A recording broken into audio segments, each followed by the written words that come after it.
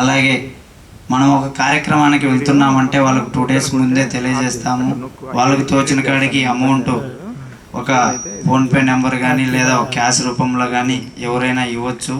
అలాగే వాళ్ళు దూరంగా ఉన్నా ఎక్కడున్నా సరే వాళ్ళు చేసిన సాయం అనేది ఖచ్చితంగా అందుతుంది.